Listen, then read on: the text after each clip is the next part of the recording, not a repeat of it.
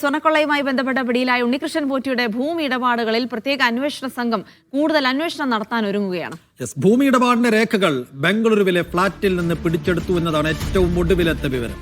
സിജോ വിജോൺ വിവരങ്ങൾ നൽകും. സിജോ, നേരത്തെ തന്നെ പറഞ്ഞിരുന്നു ഈ ഭൂമി ഇടപാടുമായി ബന്ധപ്പെട്ട കാര്യങ്ങൾ കൂടി പ്രത്യേക അന്വേഷണ സംഘം പരിശോധിക്കുന്നുണ്ട്. അതിന്റെ ചില രേഖകളൊക്കെ കണ്ടെടുത്തു എന്ന്. ഇപ്പോൾ കൂടുതൽ രേഖകൾ കണ്ടെടുത്തു. അതായത് ഈ പണം കിട്ടിയ പണമൊക്കെ അത് ഭൂമി ഇടപാടിലേക്ക് അനധികൃതമായി ചെലവഴിച്ചു, അല്ലെങ്കിൽ മറ്റ് അനധികൃത കച്ചവടങ്ങൾ കൂടി ഉണ്ടായിരുന്നു തുടങ്ങിയ കാര്യങ്ങളൊക്കെയാണ് പരിശോധിക്കുന്നതെന്ന് മനസ്സിലാക്കുന്നു. ഇതൊക്കെ അന്വേഷണത്തെ ഏത് രീതിയിലാണ് മുന്നോട്ട് കൊണ്ടുപോകുന്നത് സിജോ?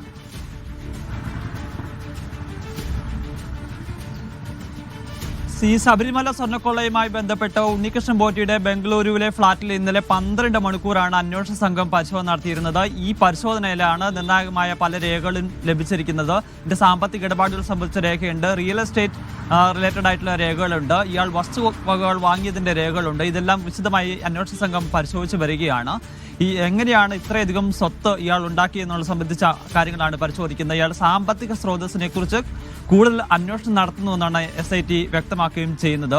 ഒരു കാര്യം ഉറപ്പാണ്, ഇയാൾ വൻതോതിൽ വസ്തുവകകൾ വാങ്ങിക്കൂട്ടിയിട്ടുണ്ട്.